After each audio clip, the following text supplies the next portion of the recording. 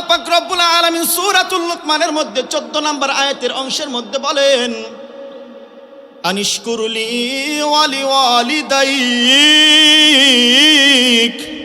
তোমরা আমার অনুসরণ করো, আল্লাহর অনুসরণ করো এবং মা বাবার অনুগত্য করো।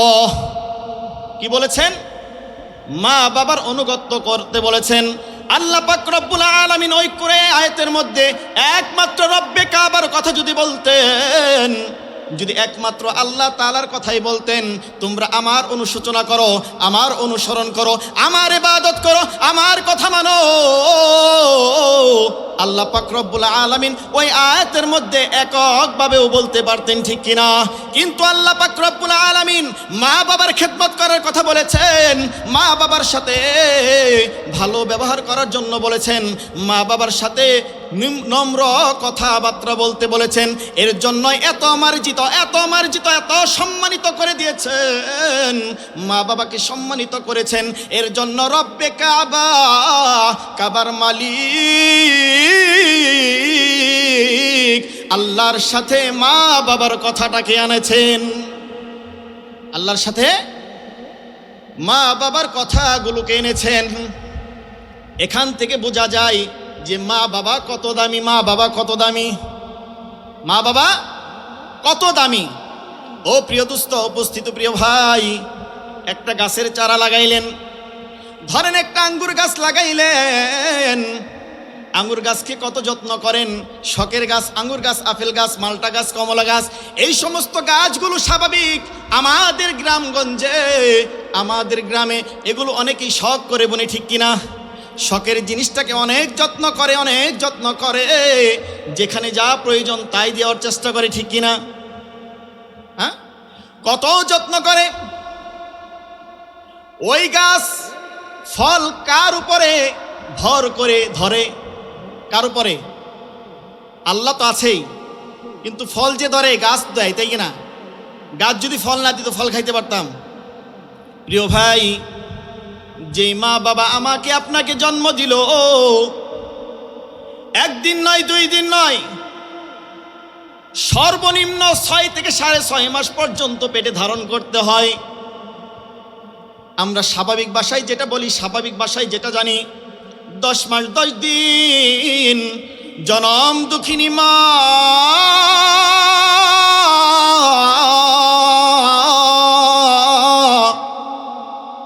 10 মাস 10 দিন আমাকে আপনাকে পেটে ধারণ করলো। আহা প্রিয় দোস্ত ভাই, জীবনে কি একবারের জন্য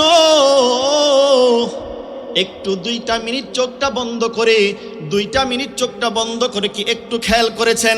আপনার সন্তান হইল, আপনি আপনার সন্তানকে যেমন করে আদর করলেন, কলিজাটা ছিঁড়ে যায়। কেউ যদি একটা ধমক দেয়, অথবা কেউ যদি আলতো করে গালের মধ্যে একটা থাপ্পড় মেরে দেয়, তবুও যেন যদি দেখা যায়, তবুও নিজের কলিজাটা ছিঁড়ে যায়। তোমার সন্তান দিয়ে তুমি নিজেকে, তোমার বিবেককে প্রশ্ন করো, তোমার মাও তো এমন হয়েছে, তোমার বাবাও তো এমন কষ্ট পেয়েছে, তোমার বাবাও তো এমন কষ্ট পেয়েছে। তোমার ছেলেকে একটা ধমক দেওয়ার কারণে যদি তোমার কলিজাটা ছিঁড়ে যায়, তোমার মনের মধ্যে যদি কষ্ট লাগে, তাহলে যেই বাবা তোমাকে জন্ম দিল, যেই মা 1 দিন নয়, 2 দিন নয়, 10 মাস 10 দিন তোমাকে পেটে ধারণ করলো, ওই মায়ের কলিজাটাও তো ছিঁড়ে গেছে, মায়ের কলিজাটাও তো ছিঁড়ে গেছে। মা কত কষ্ট করেছে। আহারে আহারে, আমি যখন বিবাহ করেছি, জীবনভর যতদিন কোরআন হাদিস পড়েছি, শুধু সেখান থেকে উপলব্ধি করতে পেরেছি, চিন্তা করেছি। কিন্তু যখন বিবাহ করেছি, আমার স্ত্রীর গর্ভে যখন আমার সন্তান আসলো, আমি স্বচক্ষে তাকেই দেখে আমি আরো বেশি বুঝেছি একজন মায়ের কত যন্ত্রণা। মা খাইতে পারে না, ঘুমাইতে পারে না, যখন বিশেষ করে 1-1.5 মাস হয়ে যায়, কোনো কিছুই ভালো লাগে না, খাবার ভালো লাগে না, ঘুম ভালো লাগে না। যখন সন্তানটা পেটের ভিতরে বড় হয়, আহারে মা খাইতে বসছে, সন্তান জুড়ে একটা কলিজার মধ্যে লাথি মেরে দিয়েছে। মা কাউকে বলতে পারে না। স্বামীর বাড়ি স্বামী ছাড়া তো আর কেউ আপন হতে পারে না। সব কথা তো আর শ্বশুর শাশুড়ি বলা যায় না, ননদদের কেউ বলা যায় না। একমাত্র মা।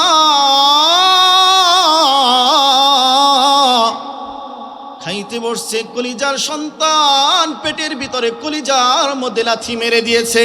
মা ভাতের থালাটা রাইখা বিছনায় যাই একটু আরামের জন্য শয় অথবা একটু বিশ্রাম করে, মায়ের চোখ দিয়ে পানি বেয়ে বেয়ে পড়ে। কত কষ্টই না আমার জন্য আপনার জন্য করেছে। আমি বিছনায় প্রস্রাব করে দিয়েছি, এক সাইড ভিজে গেছে, আবার আমাকে অপর সাইডে শোয়াইছে, আবার সেই সাইডও ভিজে গেছে। মা জনম দুঃখিনী মা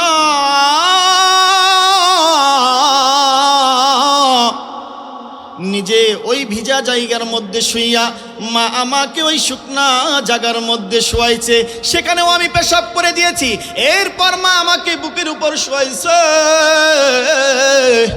এখন তো ভিন্ন সিস্টেম, কি যেন বলে ওগুলো রে, প্যাম্পাস পরায়। এর জন্য এখনকার মা বাবার একটু মায়া দায় হয়তো বা কম থাকতেও পারে।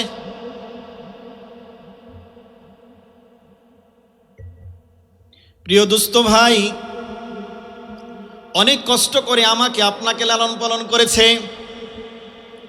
পৃথিবীর সব কিছু যদি আপনি একজন মাকে দিয়ে দেন, মায়ের ঋণ কখনোই শোধ করা সম্ভব হবে না। তাম পৃথিবী যদি মাকে দিয়ে দেন, আসমান জমিন লৌহ কলম সব কিছুই যদি মাকে দিয়ে দেন, তবু একজন মায়ের ঋণ শোধ করা সম্ভব হবে না। খুব ভালো করে খেয়াল করবেন ভাই, কথাগুলো অনেক দামি কথা। আমি এলাকার ছেলে এটা মনে করে হয়তো অনেকের ভালো নাও লাগতে পারে।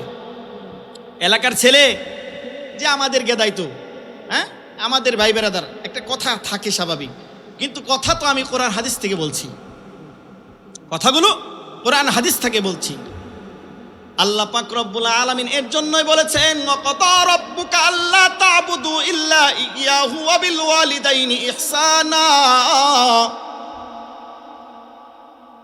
আল্লাহ ভিন্ন অন্য কারো ইবাদত করো না, তোমার মা বাবার সাথে সৎ আচরণ করো, সৎ ব্যবহার করো। রাসূল করিম সাল্লাল্লাহু আলাইহি সাল্লাম বলেন,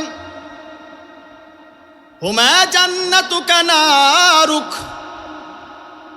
এই দুজনেই তোমার জন্য জান্নাত, এই দুইজনই তোমার জন্য জাহান্নাম। কোন দুইজন? শ্বশুর শাশুড়ি। কোন দুইজন শ্বশুর শাশুড়ি? কোন দুইজন চাচা চাচি? কোন দুইজন দাদা দাদি? কোন দুইজন নানা নানি? না, মা বাবা। কোন দুইজন? মা বাবা। রাসূল করিম সাল্লাল্লাহু আলাইহি সাল্লাম বলেন, যদি মা বাবার খেদমত করতে পারো, যদি মা বাবার সন্তুষ্ট অর্জন করতে পারো, বান্দা তুমি শুনে রাখো, আল্লাহ চাহে তো ইনশাআল্লাহ তোমার জন্য সুনিশ্চিত জান্নাত। আর যদি মা বাবার সাথে খারাপ আচরণ করো, মা বাবার সাথে খারাপ ব্যবহার করো, মায়ের সাথে কথা বলো না, বাবার সাথে কথা বলো না, মাকে ধমক দাও, বাবাকে ধমক দাও, বাবার কথা শোনো না, মায়ের কথা শোনো না, মায়ের কোনো কথাই তুমি শোনো না, মাকেও তুমি ভালোবাসো না, মাকে এক লুকমা খানা খাওয়াইয়া দাও না, মাকে একটা আপেল আইনা দাও না, মাকে একটু ফল ফ্রুট আইনা দাও না, মাকে এক প্যাকেট বিস্কুট আইনা দাও না। কুলাঙ্কার মার্কা সন্তান, তুমি তোমার সন্তানের জন্য ভালো ভালো খাবার তুমি তৈরি করে দাও, তোমার বাবার জন্য, তোমার সন্তানের জন্য আপেল কমলা মালটা এনে দাও, তোমার সন্তানের জন্য কত গোশত পোলাও রান্না করে দাও। আহারে, তোমার মা কতই কষ্ট করেছে, তোমার বাবা কত কষ্ট করে লালন পালন করেছে, তোমার বাবা জীবনেও একটা ওই সময় একটা ভালো লুঙ্গি পর্যন্ত পড়তে পারে নাই, ভালো একটা প্যান্ট পর্যন্ত পড়তে পারে নাই। আহারে, ঈদ চলে আসছে, মা বলে, ওগো শুনছনি, অমুক বাড়ির ছেলেরে 1700 টাকা দিয়ে একটা জামা কিনে দিছে, পাঞ্জাবি কিনে দিছে, আহা কি সুন্দর লাগছে, তুমি তোমার সন্তান রে দিবানি? বাবা বলে, না আমার টাকা নাই, কেমন করে দিব, আমার কাছে পয়সা নাই। মা বলে, হে শুনো, সন্তানের মনটা খারাপ হয়ে যাবে, গেদার মনটা খারাপ হয়ে যাবে, ঈদের মাঠে যাবে না, রাগ করবে, আমার সহ্য হবে না, আমার কিছুই লাগবে না, আমার কিছুই লাগবে না। ঈদের মধ্যে তেমন ভালো মন্দ আয়োজন করা প্রয়োজন নাই, কিন্তু সন্তান যাতে বেজার না হয়, সন্তান যাতে বেজার না হয়ে যায়, যেভাবেই হোক তুমি একটা ব্যবস্থা করো। আহারে আহারে, ওই জনম দুঃখিনী বাবা,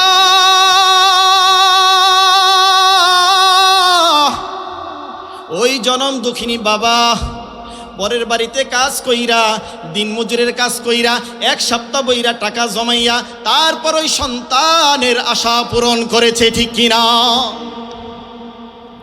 ওই বাবার মনে কষ্ট দেওয়া যাবে না। রাসূল কারীম সাল্লাল্লাহু আলাইহি সাল্লাম অন্য এক হাদিসে আরো শক্ত করে বলেন, সালাসাতুন লা ইয়ানজুরুল্লাহ ইলাইহিম ফি ইয়াউমিল কিয়ামাহ। আল্লাহ পাক রব্বুল আলামিন বলেন, কিয়ামতের দিন, কিয়ামতের ময়দানে তিন শ্রেণীর লোকদের দিকে আল্লাহ পাক রব্বুল আলামিন তাকাবেন না। আকুল ওয়ালিদাইন, আকুল ওয়ালিদাইন, তার মধ্যে একজন হচ্ছে মা বাবার নাফরমানি সন্তান, মা বাবার নাফরমানি সন্তান কি হবে না? জান্নাতে যাবে না। প্রিয় দোস্ত ভাই,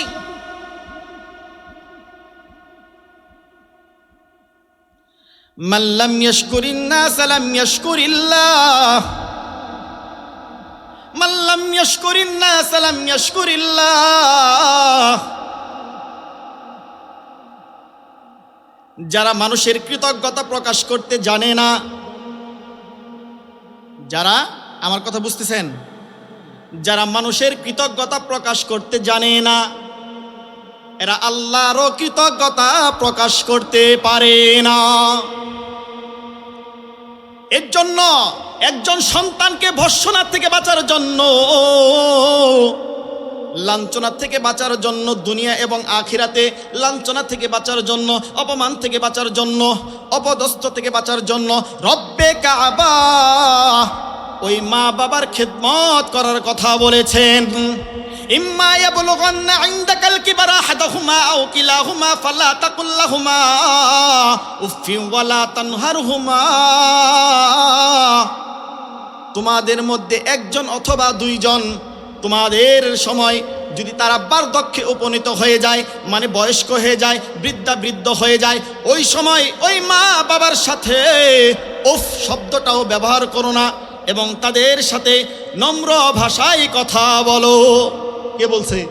আমার বাপে কইছে। কেরা কইছে? আমার আব্বাই কইছে। কে বলেছে? আল্লাহ বলেছেন। আল্লাহ তাআলা বলেন, অকুল লাহুমা কাওলান কারীমা। তাদের সাথে সম্মানসূচক আচরণ করো ও নম্র ভাষায় কথা বলো। তাদের সাথে সম্মানসূচক কথা বলো এবং নরম ভাষায় কথা বলো। রাসূল কারীম সাল্লাল্লাহু আলাইহি সাল্লাম কি বলেছেন? হুমা জান্নাতুকা নারুক, হুমা জান্নাতুকা নারুক। এই দুজনই তোমার জন্য জান্নাত, এই দুজনই তোমার জন্য জাহান্নাম। যদি তুমি দুনিয়াতে জান্নাত দেখতে চাও, যদি ওই আখিরাতে মরার পর জান্নাতে যেতে চাও, তুমি যেন তোমার মা বাবার খেদমত করে যাও। পৃথিবীর কে কি বললো এটা দেখার বিষয় নয়, ঝড় আসলো না বৃষ্টি আসলো সেটা দেখার বিষয় নয়, হামান আসলো না কামান আসলো সেটাও দেখার বিষয় নয়, তোমাকে বুলেট মারলো না কি মারলো সেটাও দেখার বিষয় নয়, বম মারলো অ্যাটম বোমা মারলো কি মারলো সেটাও দেখার বিষয় নয়। সব ধ্বংস হয়ে যাবে, সব ধ্বংস হয়ে যাবে, কিন্তু মা বাবাকে ছাড়া যাবে না। মা বাবার খেদমত করতে হবে। এটা দুনিয়ার কেউ বলে নাই। বলছে কেন? এই বলছে কে? আল্লাহ বলেছে। আল্লাহর ইবাদত নামাজ পড়া যেমন ফরজ, আল্লাহকে আল্লাহ বলে স্বীকার করা যেমন ফরজ, রাসূলকে মানা যেমন ফরজ, রাসূলের হাদিসের উপর আমল করা যেমন ফরজ, মানা ফরজ, বিশ্বাস রাখা ফরজ, তেমনি ভাবে মা বাবার খেদমত করাটাও ফরজ। আমরা শুধু জানি নামাজ, রোজা, হজ, যাকাত, কালেমা, নামাজ, রোজা, হজ, যাকাত, ইসলামের 5টি স্তম্ভ, এটাই আমরা মুখস্থ করে নিয়েছি। কিন্তু এর মধ্যে অনেক শাখা প্রশাখা রয়েছে, সেগুলো তো আমরা জানবার চেষ্টাও করি না, আমল তো দূরের কথা, জানবার চেষ্টা করি না। মা বাবার অবাধ্য যদি হয় তাহলে কি হয় শোনেন।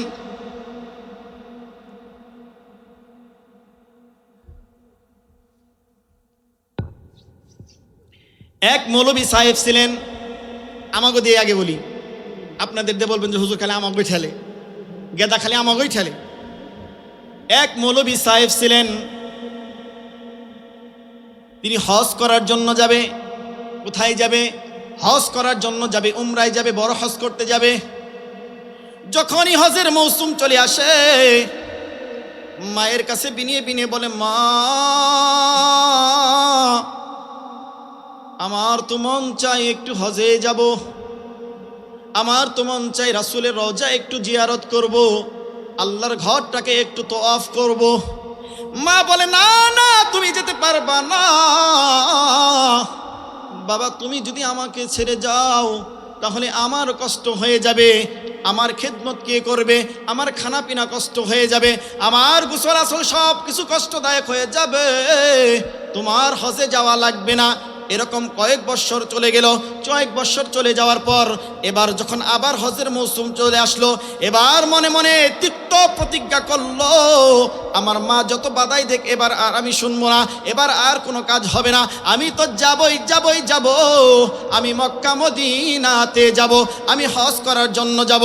এবার যখন ওই মা আবার যখন বাধা দিল, মা বলল, আহা বাবা তুমি যাইও না, তোমার হজ করতে যাওয়া লাগবে না, তুমি আমার খেদমত করো, তুমি আমার পাশে থাকো, তুমি আমার দেখভাল করো, আল্লাহ তোমার উপর রহমত নাজিল করবে, আল্লাহ তোমার উপর বরকত নাজিল করবে। এরে বাবা, আমি মা হয়ে তোমাকে বললাম তুমি হজে যাইও না, তোমার হজে যাওয়া লাগবে না। এবার সন্তান বলে, না না আমি অনেক বছর যাবত চেষ্টা করতেছি, তোমার বাধার কারণে তুমি শুধু আমাকে বাধা দাও, আমার মনটা ছটফট করছে, আমি ওই মক্কা মদিনায় যাব, আমি আল্লাহর ঘরকে তওয়াফ করব, রাসূলের ঘরকে জিয়ারত করব। এবার যখন ওই সন্তান মায়ের কথা মানল না, মায়ের কথা বাধা অপেক্ষা করে মায়ের কথা না মেনে যখন তিনি হজের দিকে রওনা হলেন, এখনকার মতো তখন তো আর প্লেন ছিল না, এত যানবাহনও ছিল না। যখন তিনি হজের দিকে রওনা করলেন, যাইতে লাগলেন,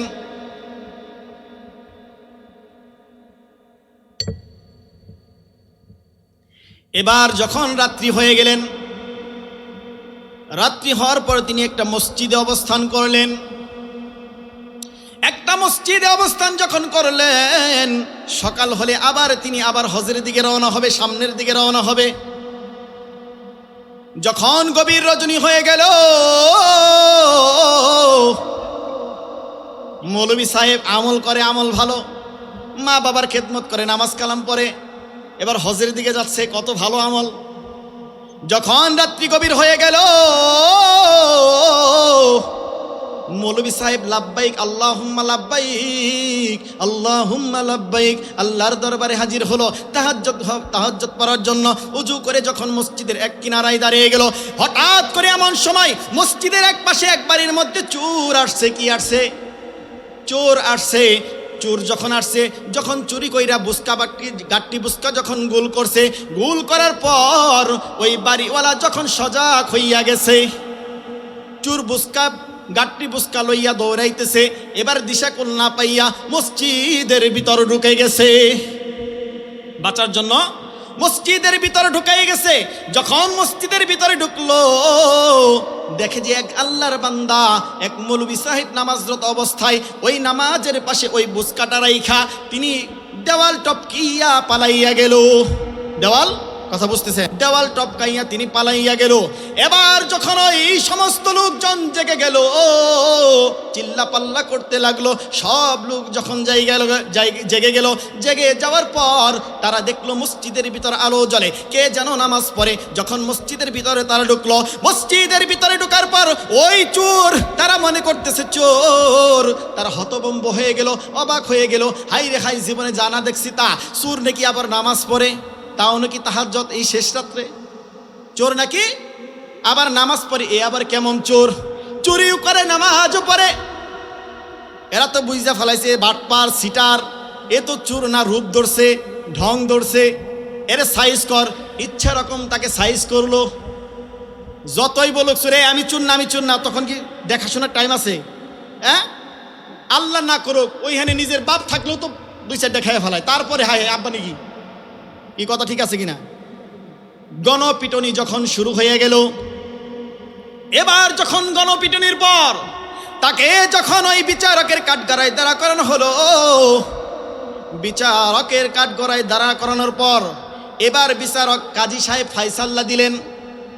কাজী সাহেব ফায়সাল্লা দিলেন কি, এ যে এক হচ্ছে সুন্নতি লেবাসের অপমান করছে, চুর তো চুরি তো করছেই, আবার সুন্নতি লেবাসের অপমান করছে, দাড়ি টুপির অপমান করছে, পাঞ্জাবি টুপির অপমান করছে। এর জন্য তার চোখটা উগরে ফেলো, এর জন্য তার চোখটা উঠাইয়া ফেলো, আর তার চুরি করার কারণে তার হাতের কবজি কেটে দাও, হাতের কবজি কেটে দাও। কাজী সাহেব যখন ফায়সাল্লা দিলেন, বিচারক যখন ফায়সাল্লা দিলেন, বিচারকের কথা অনুযায়ী কাজ হলো।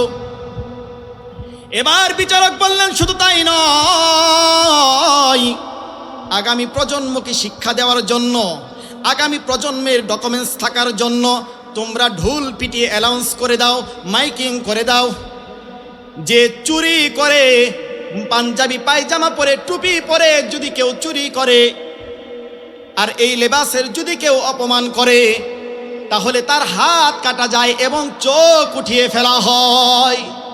এবং এই ঘটনা মনে আছে শুরুটা, তার হাত কেটে ফেলা হয়, চোখ দুটো উঠিয়ে ফেলা হয়। এবার যখন এই অ্যানাউন্স করার জন্য বলা হলো, ওই মৌলভী সাহেব বলে দাঁড়াও দাঁড়াও, আগেই অ্যানাউন্স করো না, তোমরা কথাটাকে একটু ঘুরাইয়া বলো, বলো যে এটা না বলে, এটা এই অ্যানাউন্সটা না করে বরঞ্চ এই অ্যানাউন্স করো যে মায়ের কথা না শুনলে, মায়ের বাধা অপেক্ষা করে যদি কেউ হজ করার জন্য আসে তার এই রকম পরিণতি হয়, আর এই রকম পরিণতি হয়। সবাই তাকে জিজ্ঞেস করলো ঘটনা কি, তিনি বলতে চান না, বলে তোমরা তোমাদের কাজ করো। এক শ্রেণীর লোক আছে একটু ঘাওড়া ডাবের, বলে যে না তোর তো বলতেই হইব, তুই এই কথা বললি কেন? বলে যে আমি আমার মা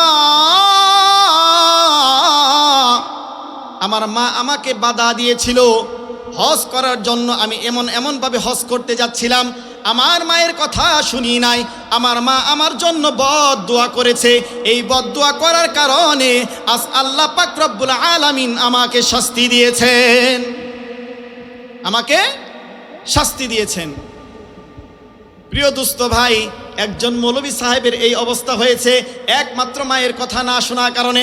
আর যদি মায়ের কথা কেউ শুনে, আর যদি মায়ের কেউ ইবাদত করে, মাকে ভালোবাসে, আল্লাহ পাক রব্বুল আলামিন তাকে মুসার সাথে জান্নাতে রাখে।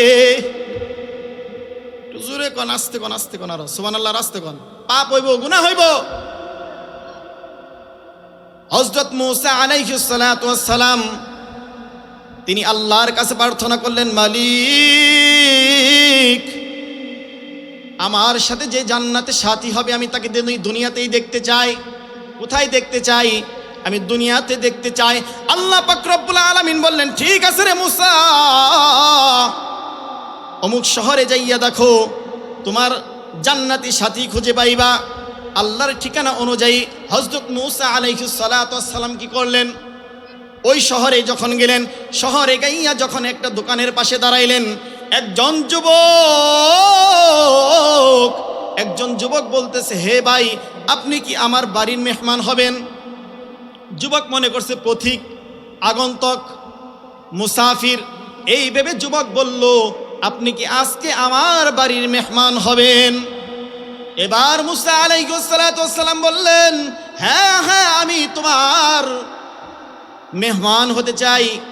যখন ওই যুবক বাড়ির দিকে রওনা করলেন, বাড়িতে রওনা করার সময় একটি বড় বুসকা মাথায় নিলেন। কি নিলেন? বড় একটি বুসকা মাথায় নিলেন। মাথায় নিয়ে যখন দুজন হেঁটে যায়, যাওয়ার পর যখন যুবক বাড়িতে পৌঁছায়, বাড়িতে পৌঁছানোর পর যখন যুবক ফ্রেশ হলো, হযরত মূসা আলাইহিস সালাতু ওয়াস সালাম ফ্রেশ হলো। ফ্রেশ হয়ে যখন খানার আঞ্জাম করলো, দস্তরখানা বিছাইয়া দিল, যখন খাবার দুইজনে খাইতেছে, হঠাৎ করে দরজার মধ্যে একটি আওয়াজ হয়েছে। কথা বুঝতেছেন? হঠাৎ করে দরজার মধ্যে একটা শব্দ হলো। শব্দ হওয়ার পর এবার যুবক ওই দরজার দিকে আগায় গেল। মূসা বলে আমার এর মধ্যে আবার কি করলো, দুইজন যে খানা খাইতেছে, এই খানা খাওয়ার মধ্যে যুবক এক লুকমা খাওয়ার আগে, কয় লুকমা খাওয়ার আগে? এক লুকমা খাওয়ার আগে 2 লুকমা ওই বুসকার মধ্যে রাখে, ওই পুটলার মধ্যে 2 লুকমা ঢুকায় দেয়। মূসা আলাইহিস সালাতু ওয়াস সালাম কয় এর ভেদ কি, কারণ কি আমার তো জানা লাগবে, বোঝা লাগবে। যখন ওই দরজার মধ্যে আওয়াজ হলো,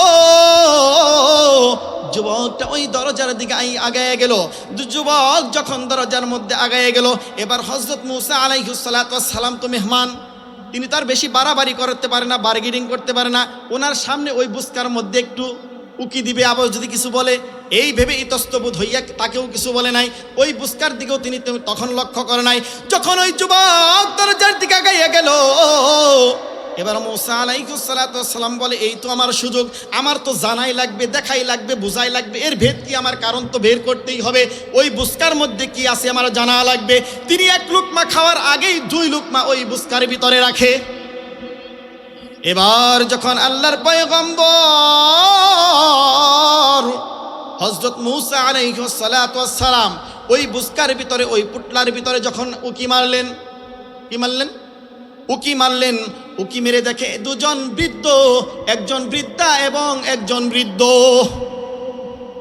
এবার ওই যুবক, ওই মূসা আলাইহিস সালাতু ওয়াস সালাম যখন তাদের দিকে তাকাইলেন, ওই বুড়া আর বুড়ি, ওই বৃদ্ধ আর বৃদ্ধা হযরত মূসা আলাইহিস সালাতু ওয়াস সালামের দিকে তাকাইয়া একটা মুস্কি হাসি মাইরা দিলেন, আর কি যেন বলতে লাগলেন, কি যেন বলতে লাগলেন। এবার যখন যুবক দরজার কাছ থেকে ওখানে আসলেন, এসে আবার যুবক কি করলেন, ওই পুটলার মধ্যে যখন আবার কি করলেন, উকি মারলেন। উকি মেরে দেখে তার মা,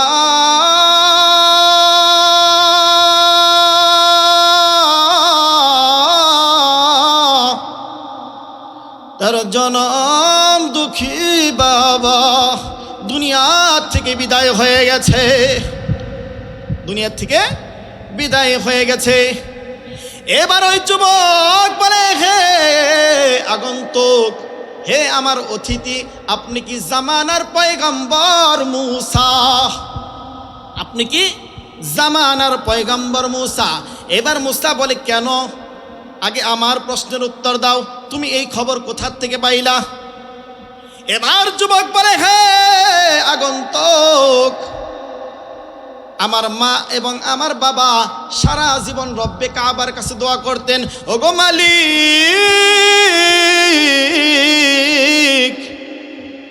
আমাদেরকে এই জামানার পয়গম্বর হযরত মূসা আলাইহিস সালাতু সালামকে না দেখাইয়া কবরে ডাক দিও না, মৃত্যু দিও না। এবার যেহেতু আমার মা বাবা দুনিয়ার মধ্যে নাই, দুনিয়া ছেড়ে বিদায় হয়ে গেছে, শেষ নিঃশ্বাস ত্যাগ করেছে, আপনি জামানার পয়গম্বর মূসা ছাড়া কেউ হতে পারেন না,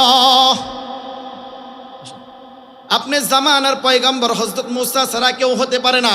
এবার মূসা আলাইহিস সালাতু ওয়াস সালাম বলে যুবক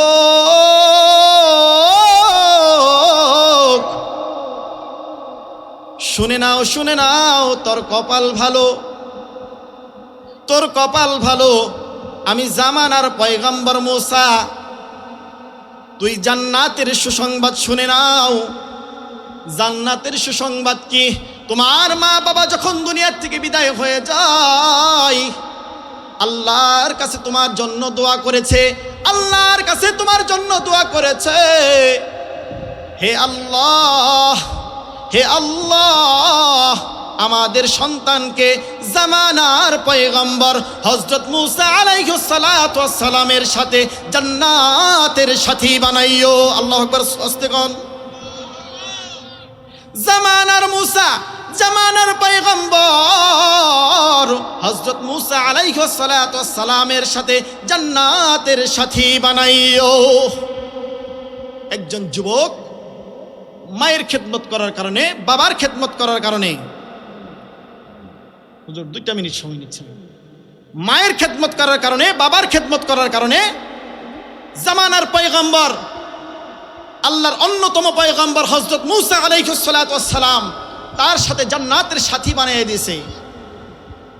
আমি আপনি কে জানেন? এই নিজেকে চিনেন? কেউ কখনো বিবেক দিয়ে নিজেকে কেউ প্রশ্ন করেছেন আমি কে? বরঞ্চ এটা চিনেন, আপনারা চিনেন আমি কে, তুমি কে, রাজাকার রাজাকার, এটাই চিনেন। এছাড়া কিছু চিনেন? চিনি, আমরা নিজেকে চিনি। আমি আপনি বিশ্বনবী মুহাম্মদ রাসূলুল্লাহ সাল্লাল্লাহু আলাইহি সাল্লামের উম্মত, যার উম্মত জান্নাতে যাওয়ার আগ পর্যন্ত অন্য কোনো নবীর পক্ষেও সম্ভব হবে না জান্নাতে যাওয়া। সেই নবীর উম্মত, একজন নবীর থেকে অনেক দামি,